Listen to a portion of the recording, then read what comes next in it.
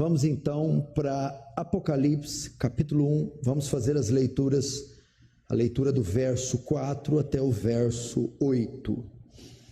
João, às 7 igrejas que se encontram na Ásia, graça e paz a vós outros, da parte daquele que é, que era e que há de vir, da parte dos 7 espíritos que se acham diante do seu trono, e da parte de Jesus Cristo, a fiel testemunha, o primogênito dos mortos e o soberano dos reis da terra, aquele que nos ama e pelo seu sangue nos libertou dos nossos pecados e nos constituiu reino, sacerdotes para o seu Deus e Pai.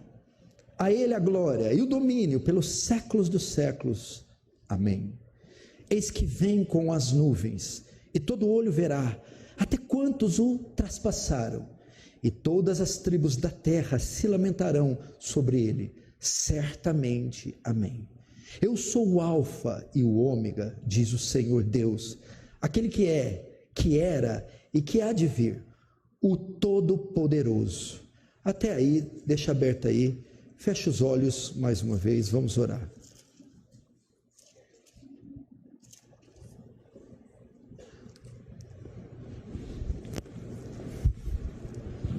Pai Santo,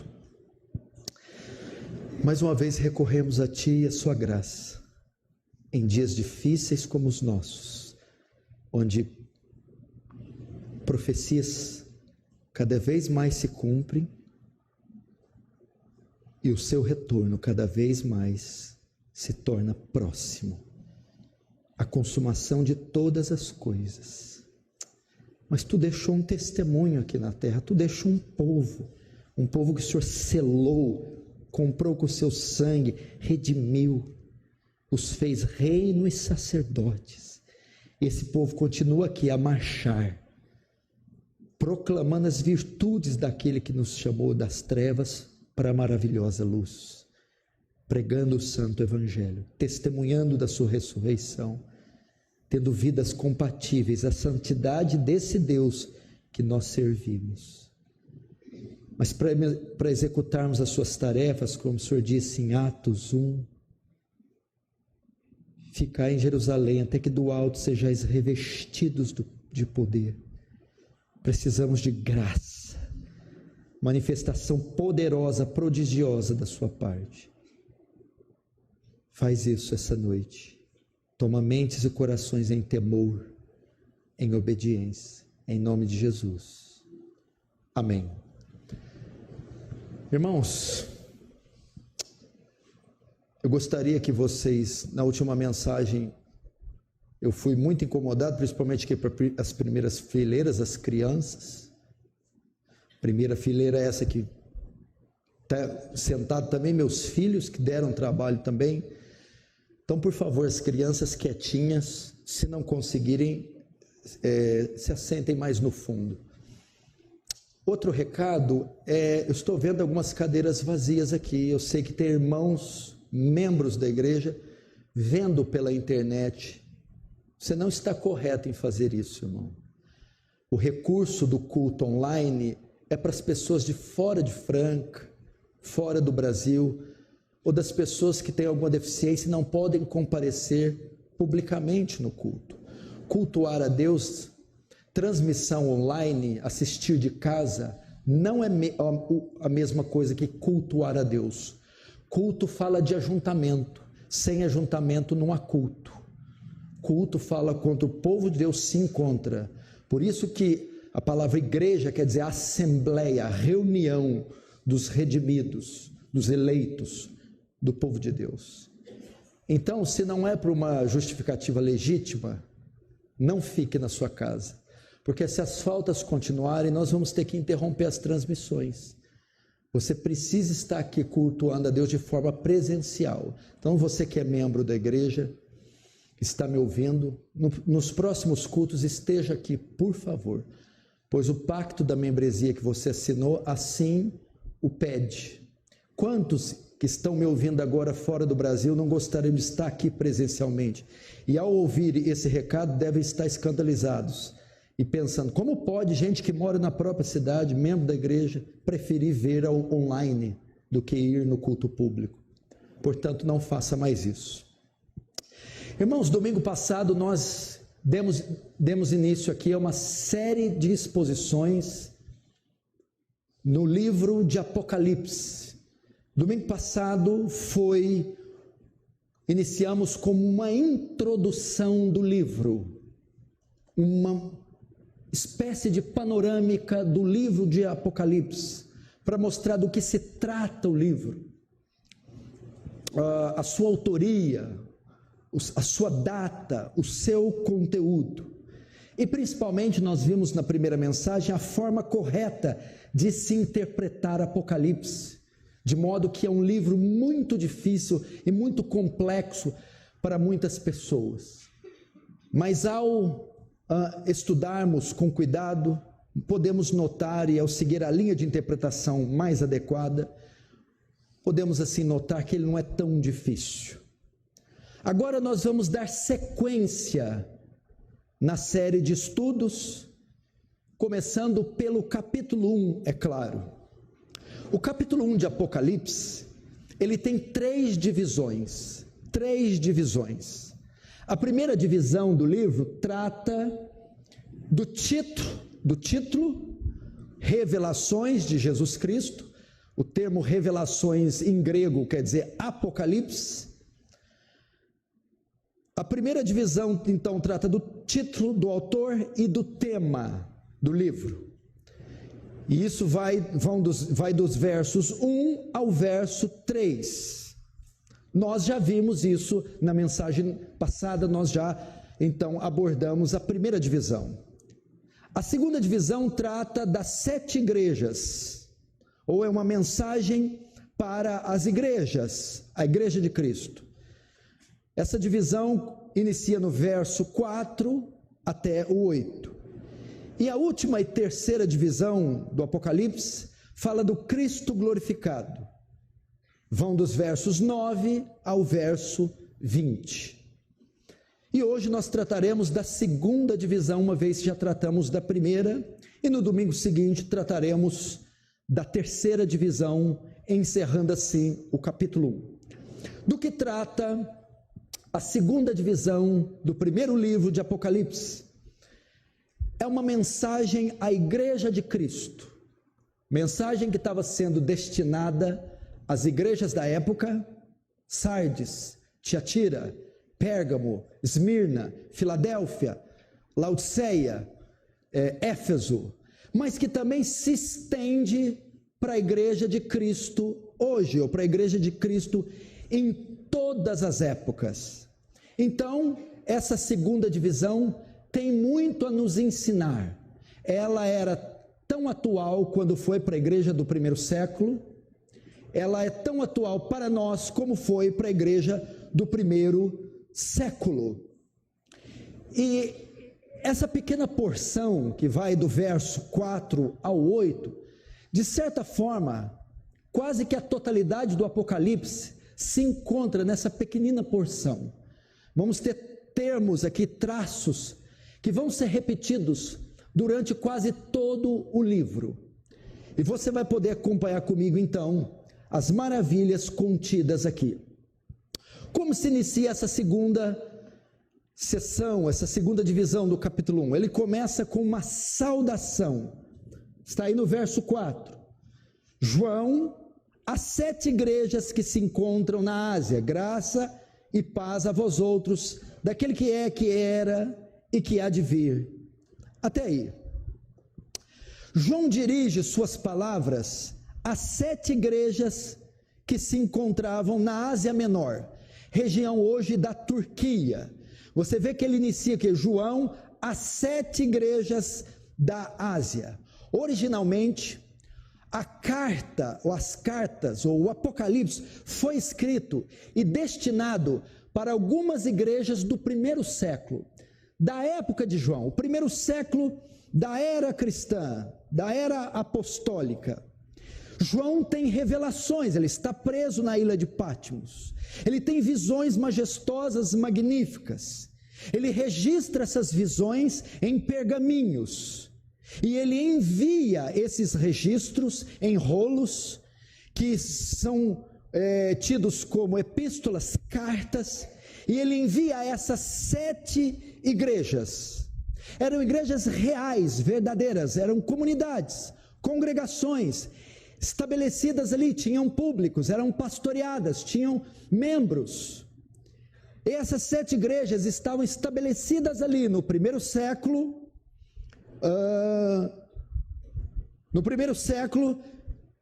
e estavam sob o regime do Império Romano. Pouco tempo atrás de João escrever, Nero era o imperador romano e começou ali a primeira grande perseguição. Faz a transição com Domiciano, que é um outro imperador tão mau, tão perverso quanto ele. Essas igrejas então estavam estabelecidas ali na Ásia, sob esse regime. E esse regime, ele promovia intensas perseguições, de modo que eles estavam sendo privados de seus direitos, pesados impostos estavam sendo cobrados, perseguições, prisões, tortura e até martírio.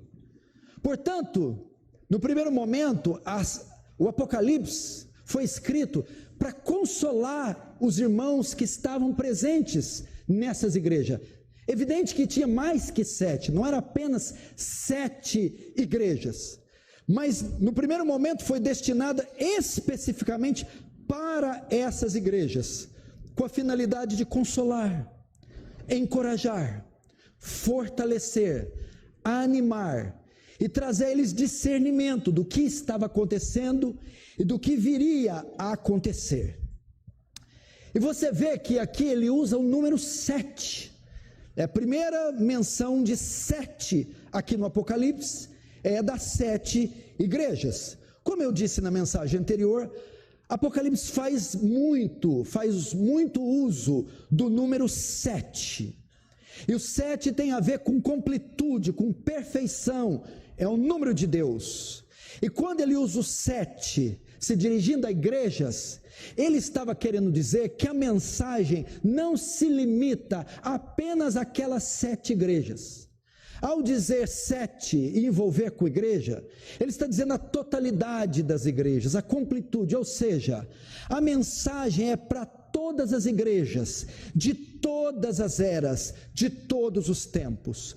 Portanto, por mais atual que tenha sido o Apocalipse nos dias de João, por mais que teve pessoas de carne e osso que pegaram nas cartas, nos originais, que leram os papiros com tinta fresquinha de João, que estavam vendo ali Roma ser incendiada, vendo tortura e morte e todos aqueles acontecimentos, que por mais que tinha pessoas que tinham visto a própria morte e ressurreição de Cristo, o Apocalipse também é dirigido para nós.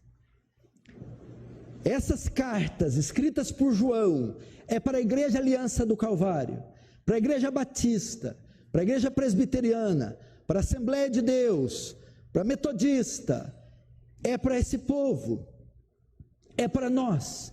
Portanto, o Apocalipse não é um livro obsoleto, de impossível interpretação, de pouca valia para os nossos dias e de pouca aplicação prática. Não.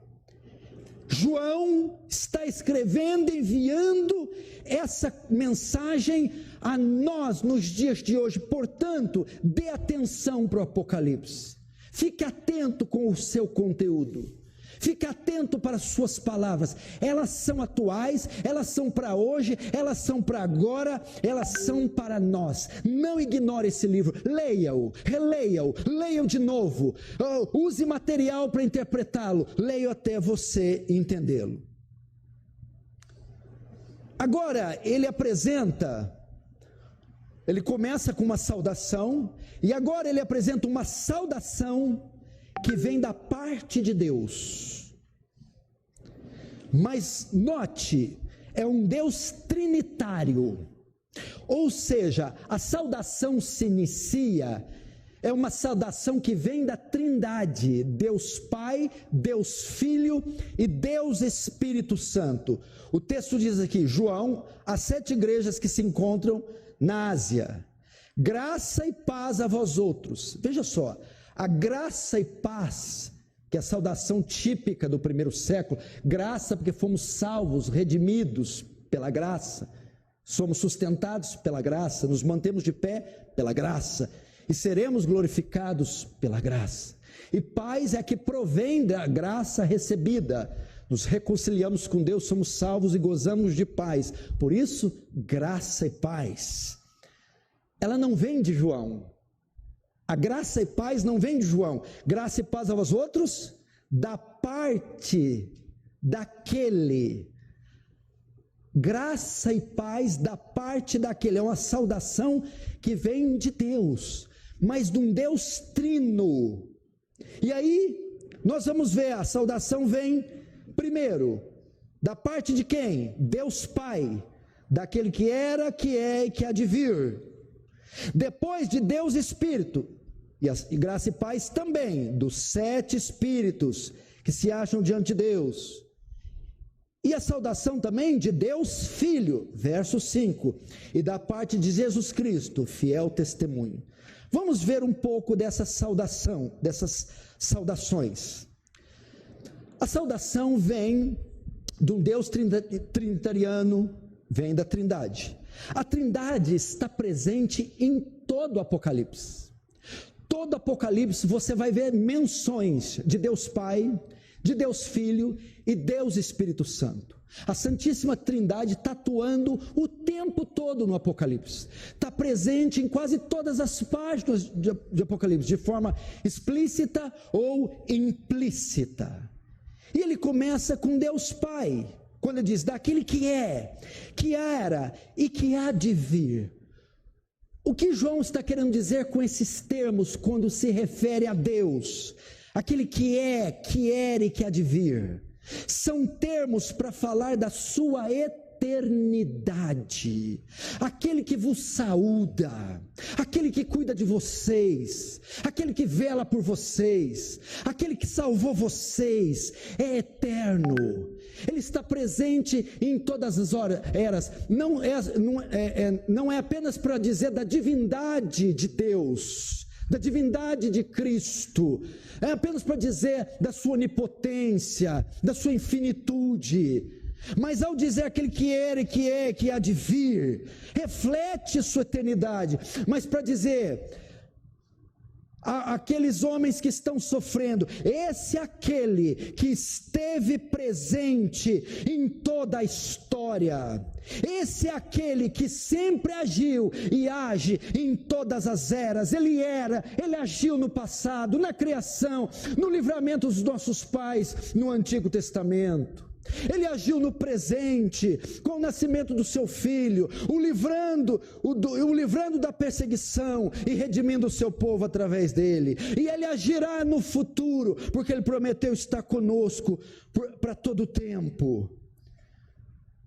Então essa saudação tem essa finalidade de mostrar a eternidade, o cuidado de Deus em todas as eras, em toda a história. Portanto, não se preocupem, vocês que estão à mercê da oposição do Império Romano. Eu sou Deus que vos acompanho durante toda a história. Eu estive presente durante toda a história e agi e agirei ao longo das eras. O Salmo 90 fala isso.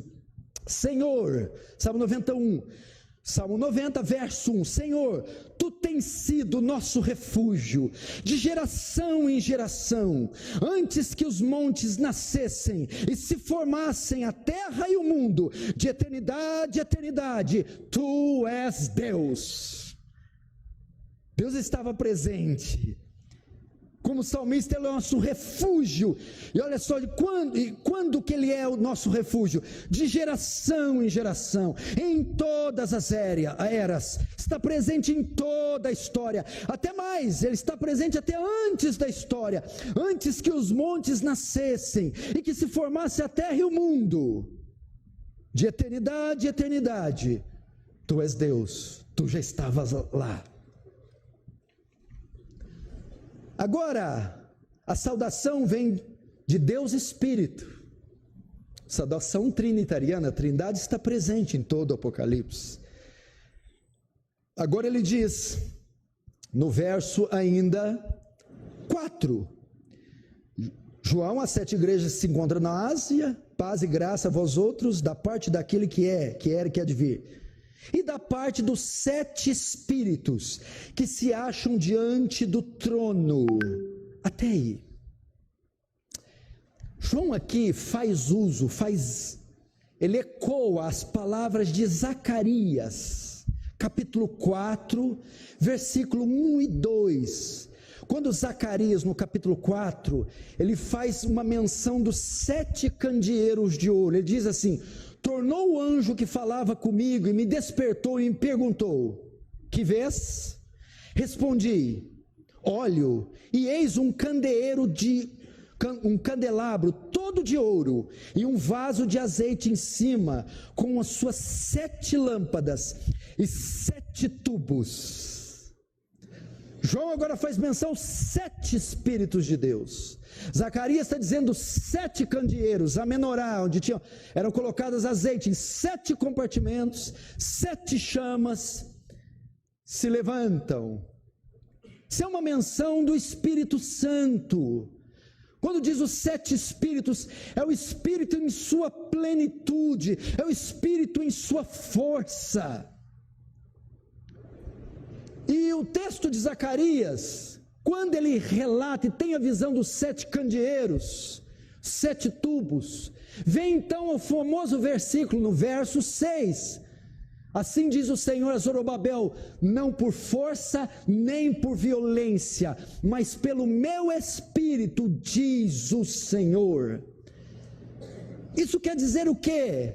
Que Deus age na história, aquele Deus presente em toda a história. Deus age na história, por meio da história, não por meios terrenos, mas pelo seu Espírito. O Apocalipse é um livro que mostra de maneira mais velada a ação do Espírito Santo em toda a história. É a força do Espírito Santo, a plenitude do Espírito Santo, da terceira pessoa da Trindade, aqui descrita por 7 espíritos, 7 castiçais, 7 chamas, 7 candeeiros. Portanto, o Apocalipse não mostra só a ação de Deus Pai em toda a história, é um livro de contínua ação de Deus Pai, mas é um livro também de intensa ação, atividade do Espírito Santo. Como podemos ver isto? Para você entender o trabalho da Trindade na redenção, Deus Pai, Ele prepara o plano da salvação, é Ele quem cria. Deus Filho executa o plano que Deus Pai criou, morrendo na cruz. E qual é a função de Deus Espírito? Aplica o plano em nós. Deus Pai projeta, Deus Filho executa, Deus Espírito aplica essa salvação em nós. Portanto, o livro de Apocalipse é um livro recheado de conteúdo no tocante à redenção, à morte, à ressurreição, à salvação, à redenção do povo de Deus, à glorificação, à santificação do povo. É nesse período que o Espírito Santo atua. Ele atua na sua plenitude em convencer o homem do pecado, da justiça e do juízo. Ele atua em santificar o homem, escrevendo as leis no coração dele. Ele atua em exaltar a glória de Cristo, porque Apocalipse é um livro sobre Cristo. E qual é a função do Espírito Santo? J. Parker chama o Espírito Santo desses canhões que está vendo? O Espírito Santo é o holofote. Ele não ilumina a si mesmo. O holofote é aqui, esses canhões estão fazendo o quê? Iluminando aqui o púlpito. Eles não aparecem. O Espírito Santo é o holofote que ilumina Cristo, exalta Cristo. Então, quanto mais você vê Cristo no Apocalipse, mais você vê o Espírito Santo que está fazendo Cristo brilhar, que está fazendo Cristo aparecer, fazendo Cristo se exaltar. E terceiro, a saudação agora é de Deus Filho. Interessante que ele é a segunda pessoa da Trindade, mas João o menciona em terceiro lugar. Por que João faz isso? Bom, João primeiro vê o templo como lugar de Deus Pai. Aqui é a figura do tabernáculo. Lembra, o tabernáculo tinha uma porta e o pátio, o átrio. Depois do pátio tinha o santo lugar, que ficava a mesa dos pães, da proposição, e do outro lado, os 7 candeeiros de ouro. E outra, indo mais para frente, tínhamos a última repartição do tabernáculo, o Santo dos Santos, que era o lugar onde estava a arca, a presença de Deus. João coloca Deus Pai primeiro como Santo dos Santos. Deus Espírito Santo, segundo, porque é aquele que alumia o caminho, é aquele que brilha entre o Santo dos Santos e o Santo Lugar, que simboliza o Espírito Santo. E por terceiro, o Filho, que é o sangue do Cordeiro, derramado no altar, para a remissão dos pecados, que fala da obra mediadora. Então, Santo dos Santos, Deus Pai. Deus Espírito passa na frente, porque é o candelabro de ouro, os 7 Espíritos de Deus, iluminando o caminho. Deus Filho vem por último, como o Cordeiro, que morre, é oferecido como sacrifício, e asperge, derrama o seu sangue, para a remissão dos pecados. É a obra mediadora de Cristo. João então está traçando detalhadamente isso em poucas linhas, dando a eles conforto, confirmando a eles que a obra está consumada e ninguém, nem o Império Romano, pode desfazê-la. Agora ele vai continuar dando mais ênfase no personagem principal do Apocalipse, Deus Filho.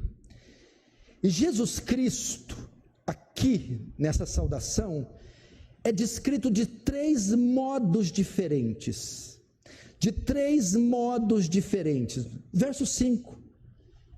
Apocalipse 1:5. E da parte de Jesus Cristo, a fiel testemunha, primeiro modo. O primogênito dos mortos, segundo modo. E o soberano dos reis da terra. Ele descreve Jesus Cristo de 3 formas diferentes. Ele é a fiel testemunha, primeira forma. Ele é o primogênito dos mortos, segunda forma. E ele é o governante dos reis da terra. Ele está mostrando para eles quem é o Senhor deles, por quem eles estão sofrendo, em quem eles estão crendo, e para eles se manterem firmes. E ele descreve ele primeiro como uma fiel testemunha. O termo está aí, fiel testemunha, mas no grego dá a ideia de testemunha fiel. Está dizendo que Cristo, no que tange ao seu chamado, a sua missão, ele foi fiel até a morte. Ele foi fiel, sem pecado, santo, justo. A Bíblia diz em Hebreus que em tudo foi tentada a nossa semelhança, mas sem pecado. A Bíblia diz que no alto do Getsêmani, há horas de ser crucificado, orando com tanta intensidade a ponto de transpirar gotas de sangue, ele ora dizendo: se for possível, passa de mim esse cálice. Contudo, não seja feita a minha vontade, e sim a tua. Ele foi fiel. Quando ele foi tentado no deserto, transforma essas pedras em pães e mata a sua fome, disse Satanás. Fiel como era o seu chamado, disse: não só de pão viverá o homem, mas de toda a palavra que sai da boca de Deus. Levado ao lugar mais alto do templo, ao pináculo, o diabo o seduz, o leva, o transporta e diz: atira-te daqui para baixo, pois está escrito: aos teus anjos dará ordem para que te guarde. Pois que o Senhor fiel responde, mas também está escrito: não tentará o seu Deus. Depois o diabo o transporta para o monte e mostra todos os reinos e riquezas da terra e diz para ele: tudo isso é meu e te darei se prostrado me adorar. Então Jesus fiel responde: vai-te, Satanás, porque está escrito: ao Senhor teu Deus adorarás e só Ele darás culto. Fiel.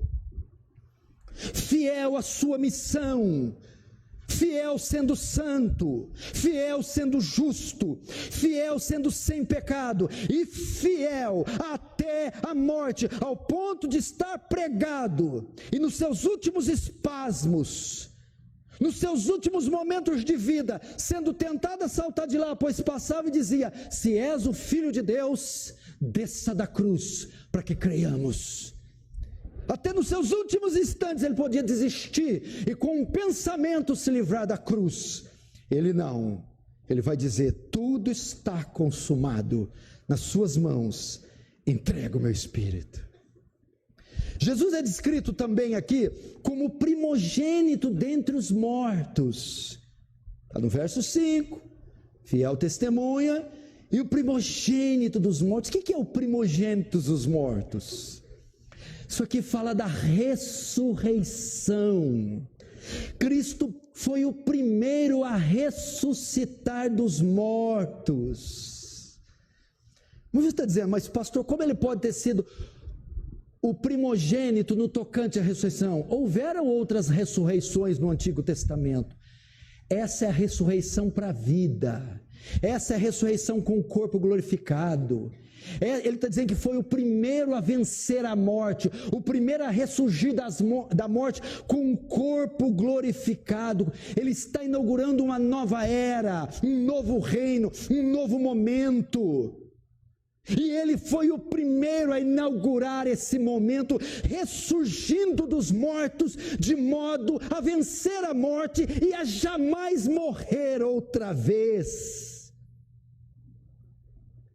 Ele é o primeiro a receber uma vida glorificada, de modo que aqueles que crerem nele terão o mesmo destino, também ressuscitarão com ele, também vencerão a morte e também serão glorificados. Então ele é o primogênito.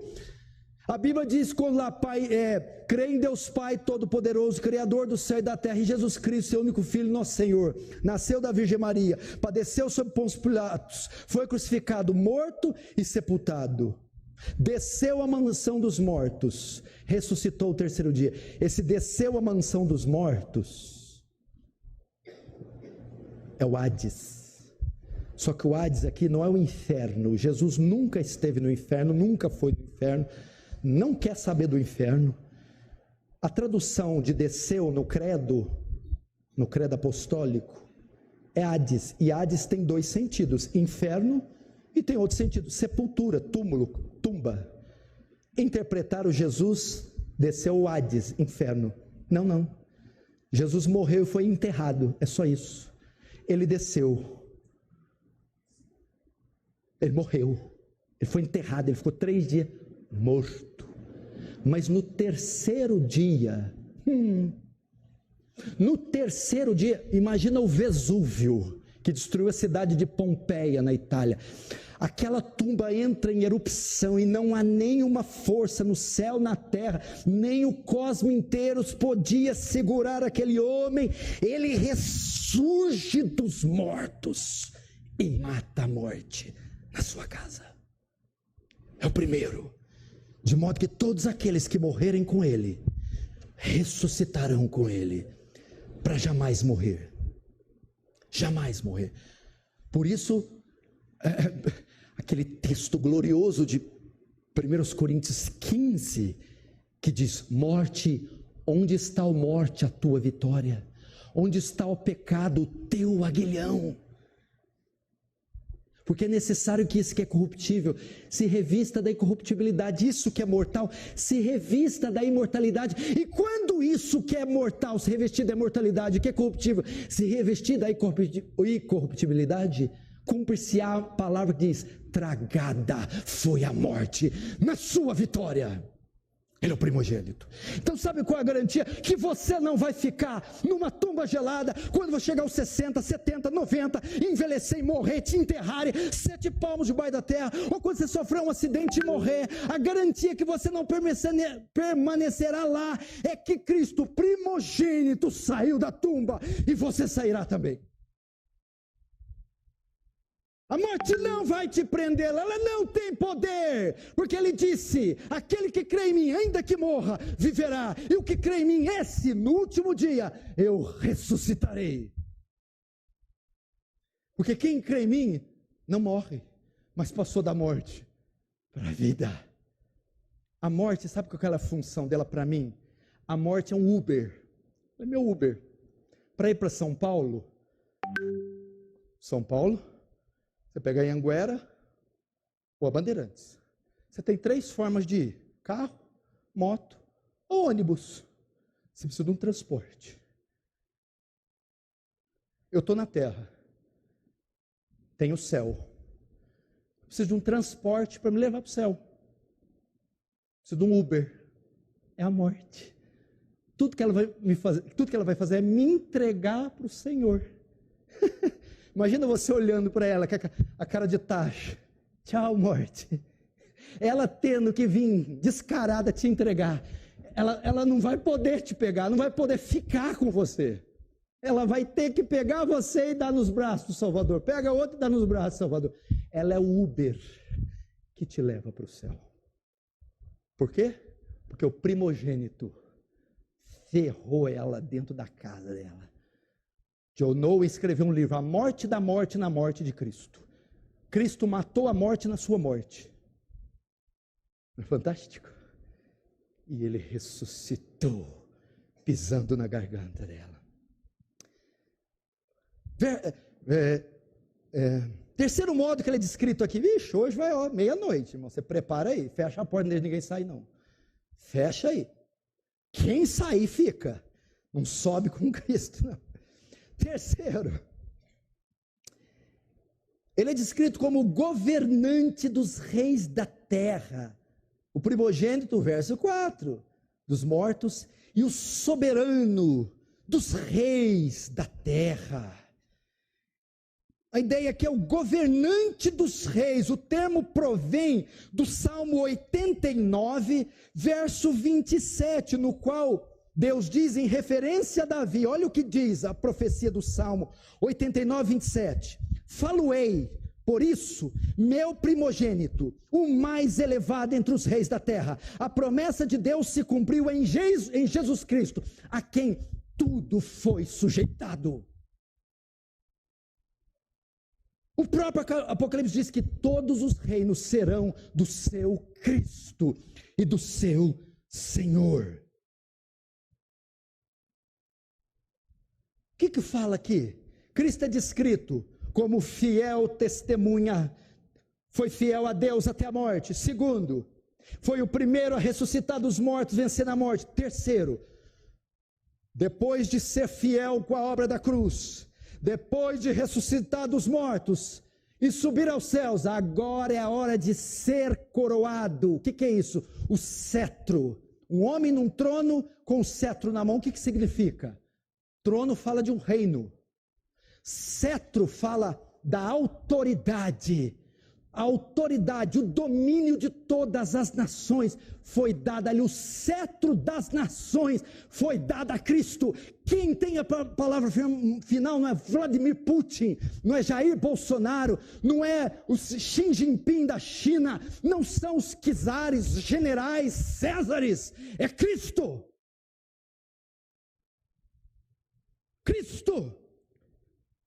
Esse texto aqui aponta para Filipenses 2,10, que haja em vós o mesmo sentimento que houve em Cristo Jesus, que sendo em forma de Deus, não teve por usurpação ser igual a Deus, mas esvaziou-se a si mesmo, tomando forma de servo, e na forma de servo foi obediente à morte, e morte de cruz, pelo que Deus o exaltou soberanamente, e lhe deu um nome que está acima de todo nome, para que o nome de Jesus, todo joelho se dobre no céu, na terra ou debaixo da terra, e toda língua confesse que Jesus Cristo é Deus, é o Senhor, para a glória de Deus Pai.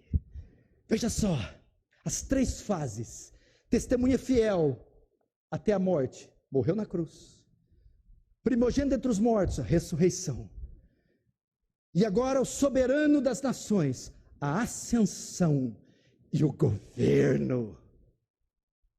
Cristo é esse. Ele está consolando aqueles crentes. Eu estou consolando com essas palavras. Eu não sei quem vai ganhar as eleições. Eu não sei qual regime vai dominar nas próximas eras. Eu não sei quais penas e execuções vão ter. Eu não sei. Mas eu sei que acima de qualquer trono, poder, governo, de qualquer dinastia, está o trono do soberano. E o cetro está nas mãos dele.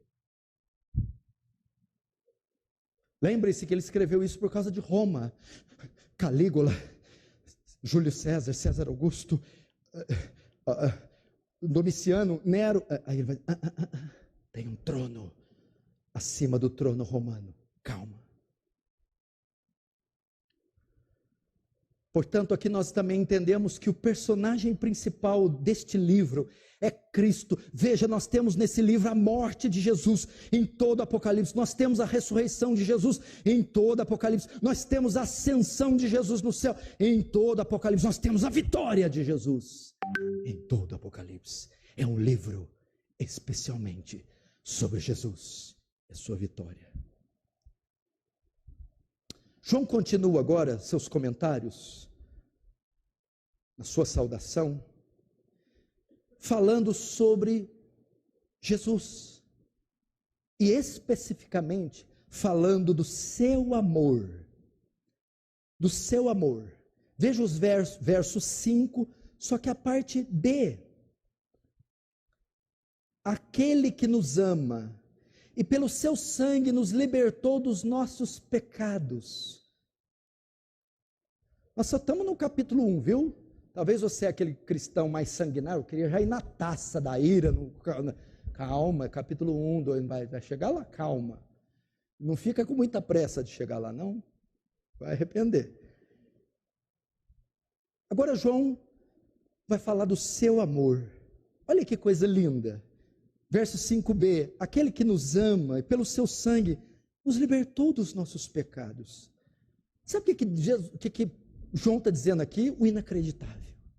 João está mostrando que o Apocalipse é um livro que revela o amor. É um livro que é uma manifestação do amor de Deus. É um livro que demonstra o amor de Cristo por nós, pelo seu povo. Olha que coisa tremenda. O livro de Apocalipse é sobre ele, é sobre Cristo, mas ainda assim Cristo não se esquece de nós. Ele faz questão de um livro que foi feito para exaltá-lo, declarar o seu amor por nós.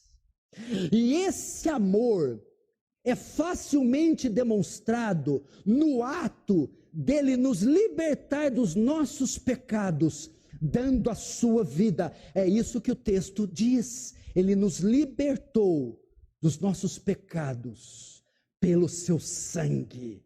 Essa é a maior demonstração de amor. Pode ser, diz Paulo em Romanos, que alguém venha morrer por uma pessoa boa. Pode até ser que alguém, mas Cristo prova o seu muito amor com que nos amou, tendo morrido por nós, não quando éramos bons, ou por sermos bons, ou depois da conversão, mas quando nós ainda éramos pecadores. Deus não te amou depois do banho, Deus te amou no lixo. Deus não te amou depois da lepra, Deus te amou cheio de necrose, vermes, purulento. Deus te amou quando você estava na biqueira, no bar, no motel, quando você estava alucinado, louco, roubando, assaltando, estuprando, matando. Deus te amou lá. E Apocalipse, no meio de toda essa revelação majestosa, sobra o espaço aqui para falar do seu amor.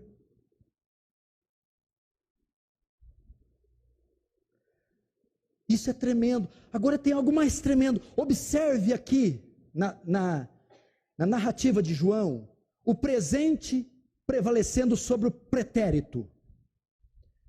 Enquanto a palavra libertou, o termo libertou está no passado, nos ama está no presente. Isso é para mostrar o contraste entre um ato contínuo e outro ato completado.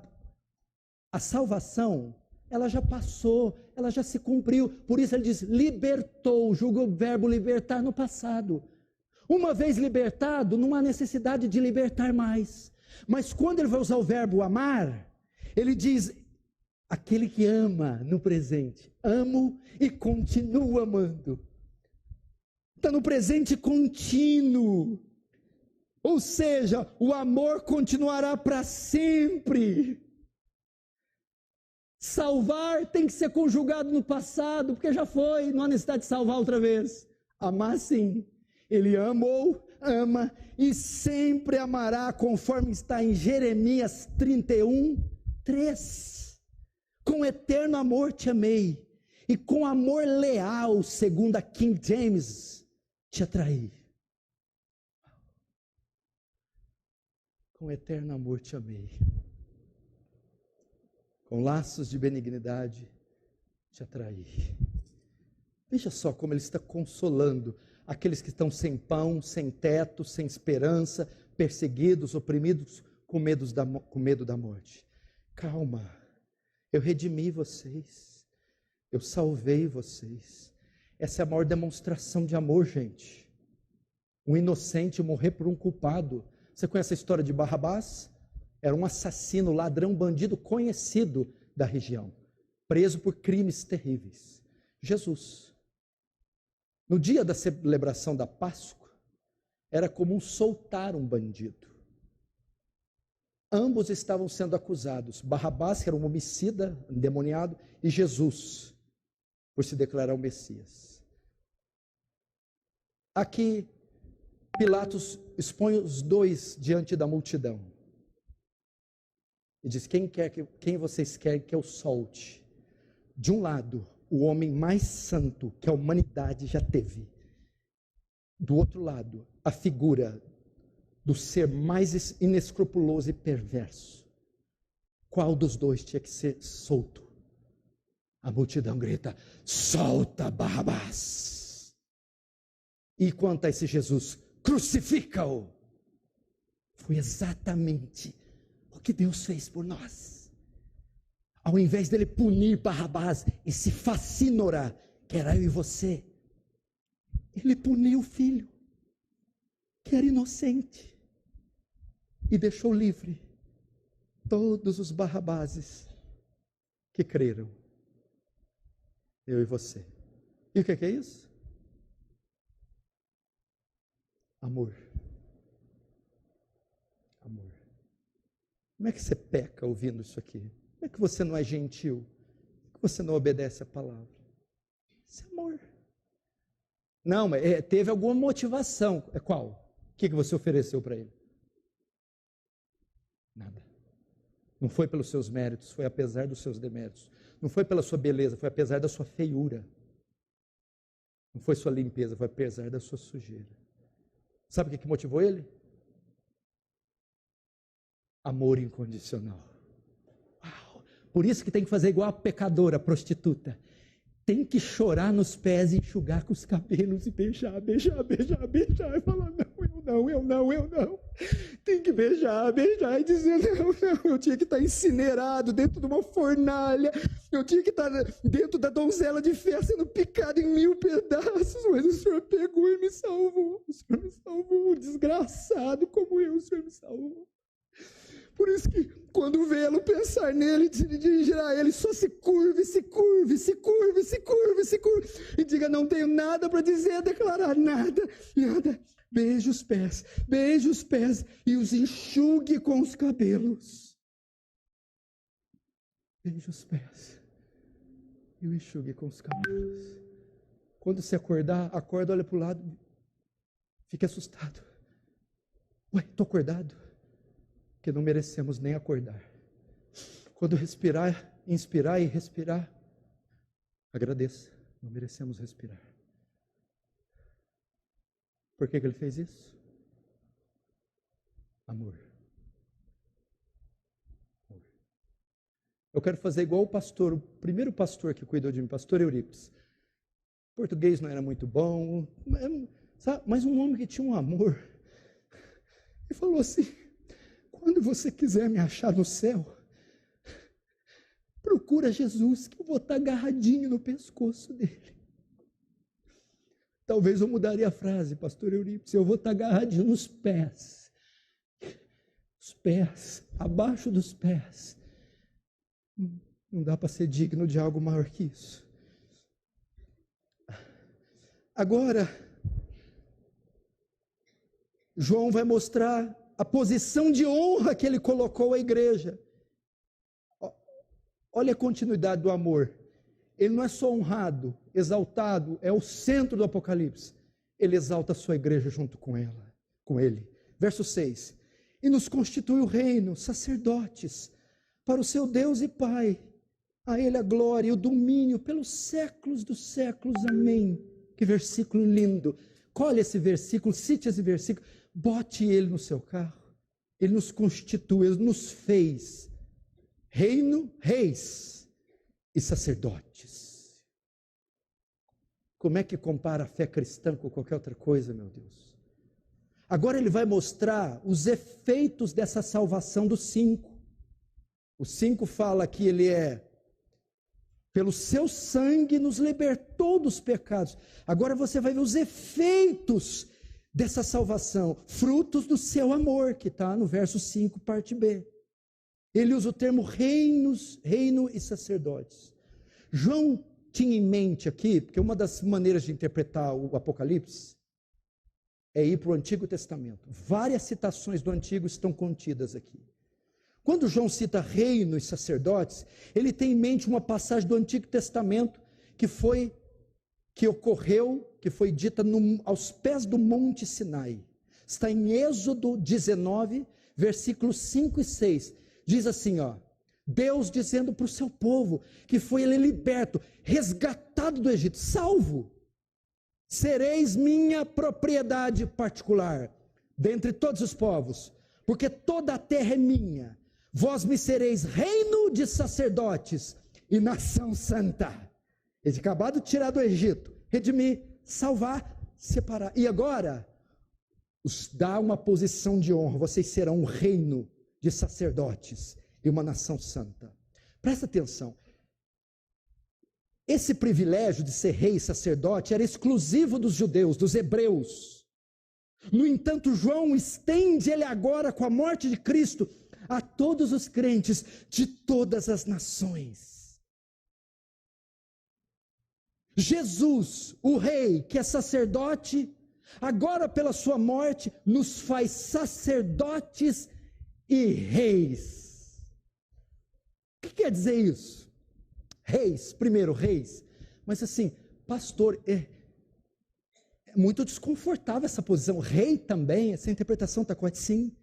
Agora vamos para a posição de honra que ele colocou a igreja. Reis, porque Cristo, em sua vitória, vencemos com ele. Em posse do seu reino, reinamos com ele. Reinamos sobre o pecado, reinamos sobre o mal, reinamos sobre as trevas e reinamos sobre a morte.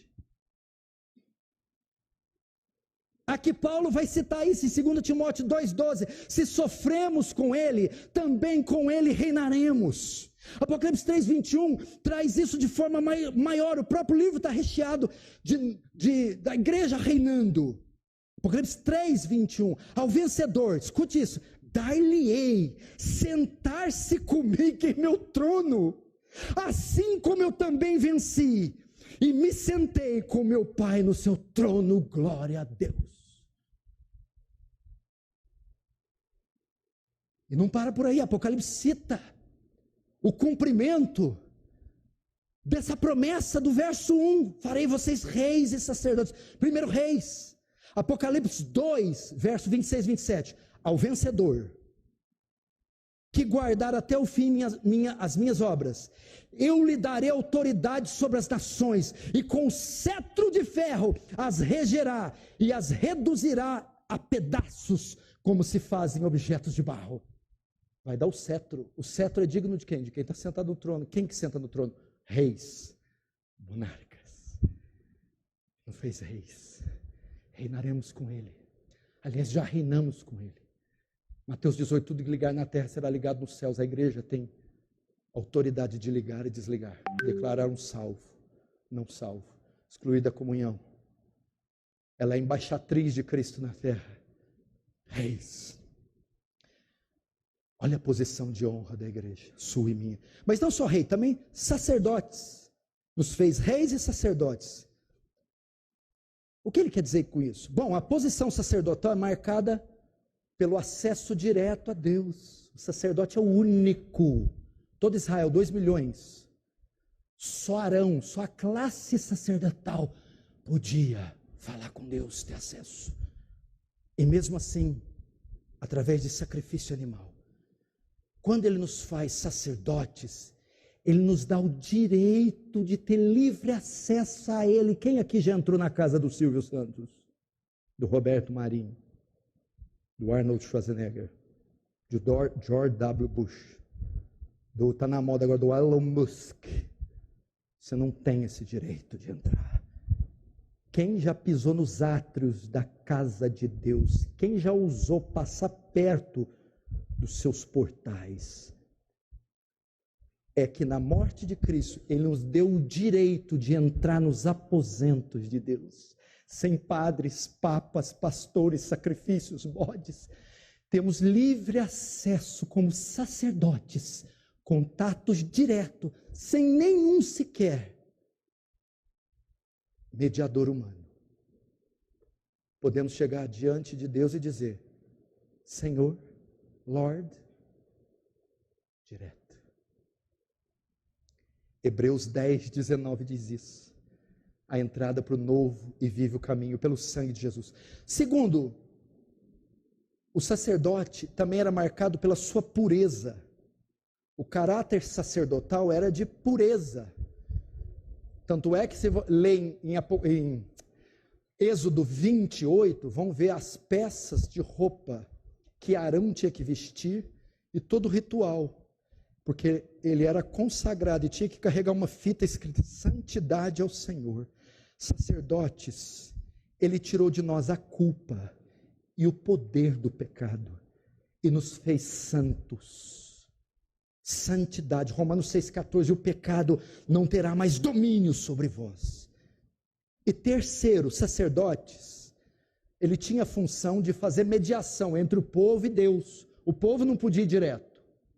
Para o povo falar com Deus, tinha que passar o caso para o sacerdote. O sacerdote mediava, representava Deus e o povo. Deus nos fez representantes dele na terra. A embaixada de Deus na terra é a igreja. E você é o embaixador. E como você o representa? Com a pregação do evangelho. Podemos reconciliar homens com Deus, fazer mediação dos pecadores e Deus. Ele nos deu essa prerrogativa, esse privilégio de ser os seus embaixadores, segundo aos Coríntios 5:20, de sorte que nós somos embaixadores de Cristo. 1 Pedro 2:9, vós porém sois geração eleita, nação santa, sacerdócio real, povo adquirido de Deus, para que vades e proclame as virtudes daquele que vos chamou das trevas para a sua maravilhosa luz.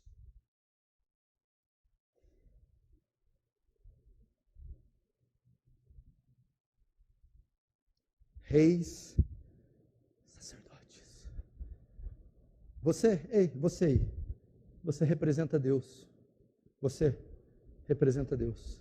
Você carrega o nome de Deus. Você aí é o embaixador de Deus. Você aí pode levar homens não cristãos a Deus. Você pode fazer a mediação mediante a pregação do evangelho. Deus te deu isso. Irmãos, eu sei que está passando um pouquinho, mas está acabando, viu? Só falta 1h20.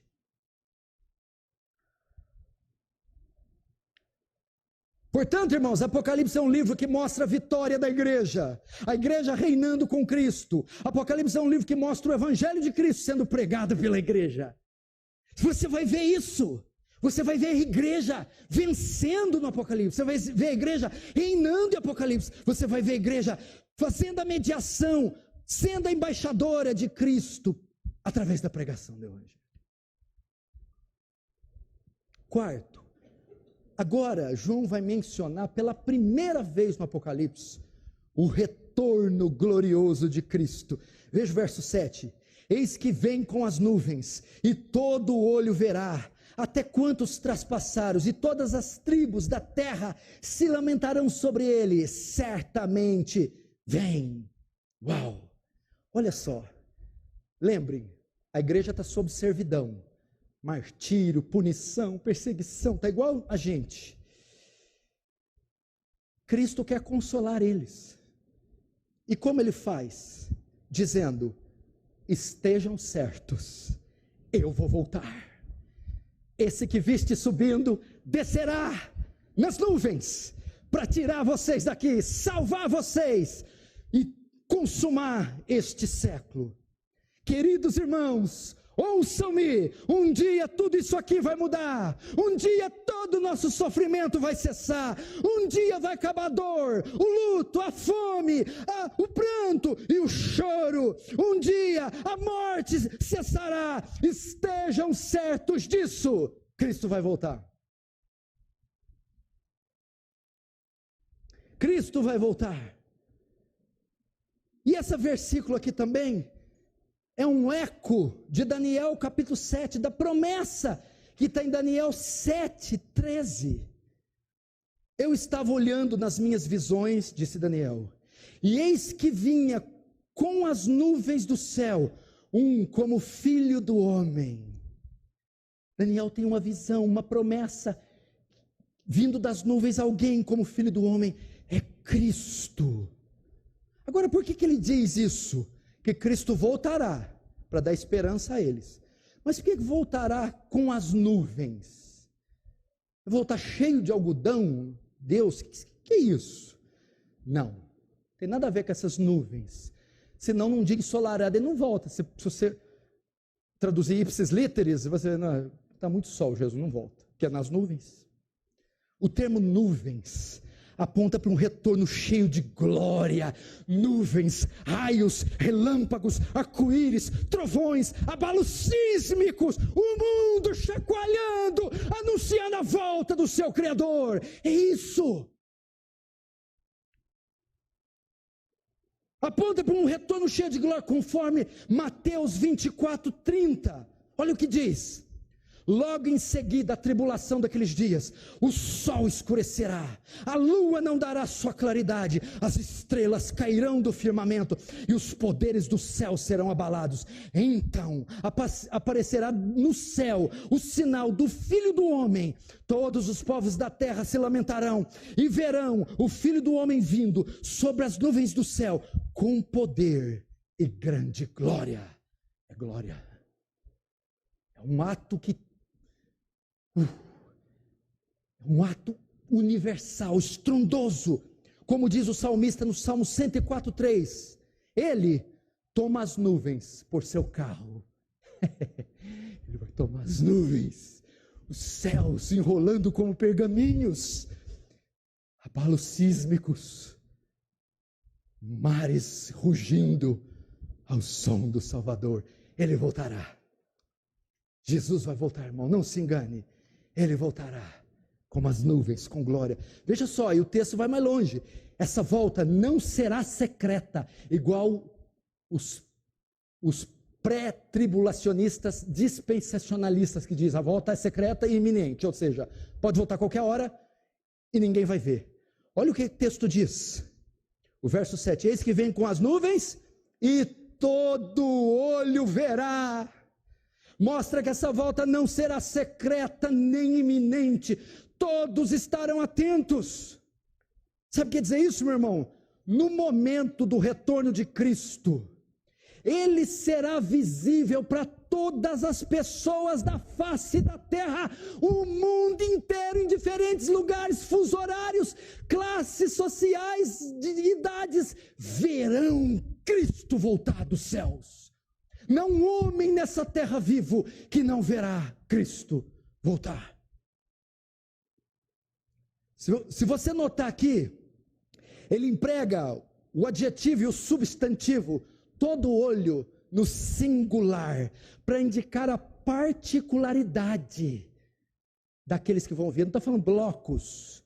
Quando ele fala todo olho no singular, cada ser humano da face da terra, mesmo que estiver cego, mesmo que estiver dormindo, vai ser pego pelos cabelos, os olhos se abrirão e vai contemplar a volta de Jesus. Tanto crentes como igualmente ímpios. 1 Tessalonicenses 4, verso 16, 17. Porquanto o Senhor mesmo, dada a palavra de ordem, ouvida a voz do arcanjo e ressoada a trombeta, descerá dos céus, e os mortos em Cristo ressuscitarão primeiro. Depois nós, os vivos que ficarmos, seremos arrebatados juntamente com eles entre as nuvens, para o encontro do Senhor nos ares, e assim estaremos para sempre com o Senhor nos ares. Veja só, Tessalonicenses diz que todos verão, Apocalipse 1:7 diz que todos verão, Mateus 24:30 diz que todos verão, porque diz: todos os povos da terra lamentarão e verão o Filho do Homem. A volta não será secreta nem iminente. Olha só isso aqui, essa volta dele vai ser tão retumbante, que até os mortos contemplarão, porque o texto diz assim, eis que vem com as nuvens, verso 7, e todo olho verá, até quantos os traspassaram, e todas as tribos se lamentarão. Uai, quem traspassou ele? Quem pregou ele na cruz? Quem furou ele com a lança? Isso foi no primeiro século, já está morto. Até esses verão. Significa que todos os mortos, todos os homens que existirem, Deus falou, não vai ficar ninguém de fora. Todos verão a vitória, o retorno glorioso, e sairão das suas tumbas, ressuscitados, para vê-lo, até os mortos. E quem são esses? Até mesmo aqueles que os traspassaram. Primeiro, se refere aos judeus que entregaram Jesus nas mãos de Pilatos. Anás, Caifás, o Sinédrio vão se erguer para ver ele voltar. Até mesmo aqueles que os traspassaram. Quem mais? Segundo, refere-se a Pilatos, que lavou suas mãos e o entregou para ser crucificado. Vai ressuscitar para vê-lo. E terceiro, refere-se também aos soldados que executaram a sentença, perfurando seus pés, suas mãos e o seu lado. Esses testemunharão, ressuscitarão para testemunharem o seu retorno, conforme a profecia de Zacarias 12, 9 e 10. Naquele dia, olharão para aquele a quem transpassaram e pranteá-lo-ão. Imaginou que coisa?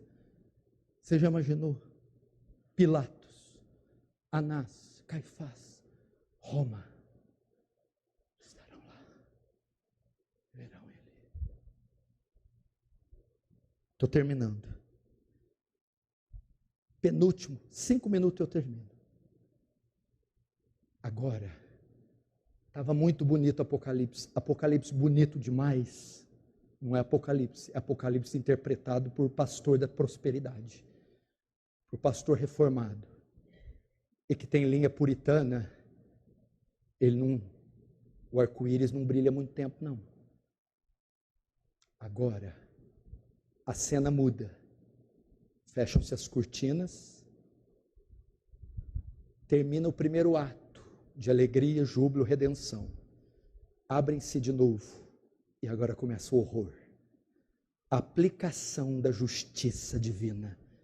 Verso 7b, e todas as tribos da terra se lamentarão sobre ele, certamente. Amém. Esse dia não será só de alegria.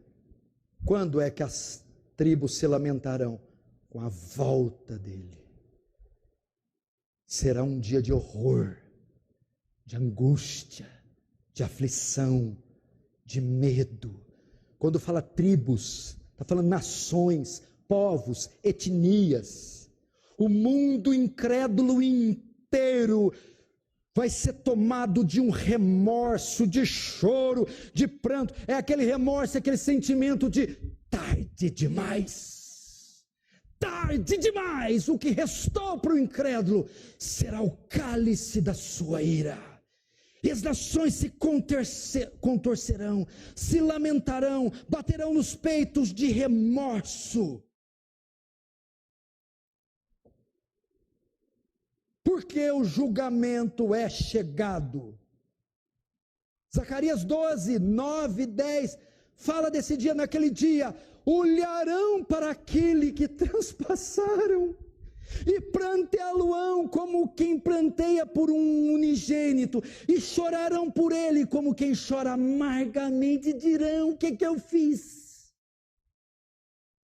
Eu sou culpado. Eu neguei, eu matei, eu rejeitei, eu tripudiei sobre a sua lei, eu persegui a sua igreja. Agora o que me resta é o castigo. Todas as famílias da terra chorarão, gemerão como uma mãe que lamenta o seu filho morto. Lamentarão como um homem que se viu preso e condenado à morte. Tal será a dor sem esperança de todas as tribos da terra que agora estão sem Cristo. Vai ser assim, meu irmão. Eu vou só ler só um pedacinho do que vai ser. Porque esse aqui está no capítulo 6. Eu vou deixar esse dia para você. Só para você ter uma ideia como vai ser a volta de Jesus para os incrédulos. Apocalipse 6, 15 e 17.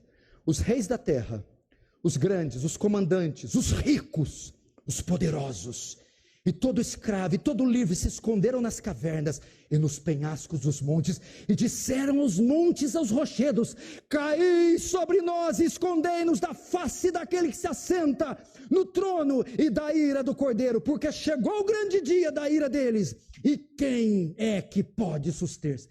Eles vão pedir para as montanhas cair sobre eles, de medo do julgamento do Cordeiro. Vai ser um dia de muito choro, muito pranto. Fim. Jesus termina verso 8, Apocalipse 1, 8.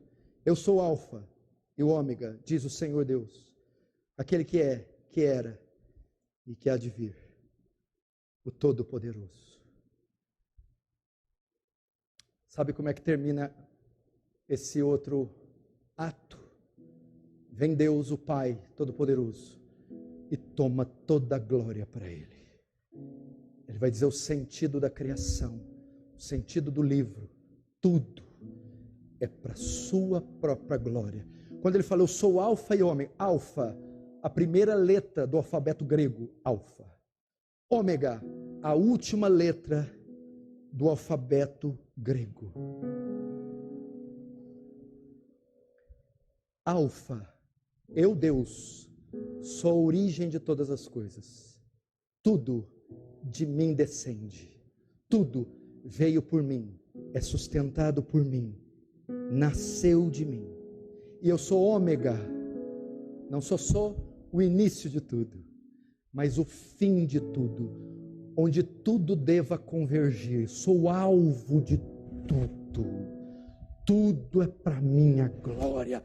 O universo foi criado, o meu filho veio, morreu, ressuscitou, tudo apontando para a minha glória. Com essas palavras, João quer dizer que a finalidade desse livro, Apocalipse, é exaltar a glória e a majestade do Senhor, nosso Deus. A Ele a honra, a Ele a glória, a Ele o louvor. Feche os olhos, coração. Você está ouvindo Web Rádio Servindo com Amor. 24 horas com você.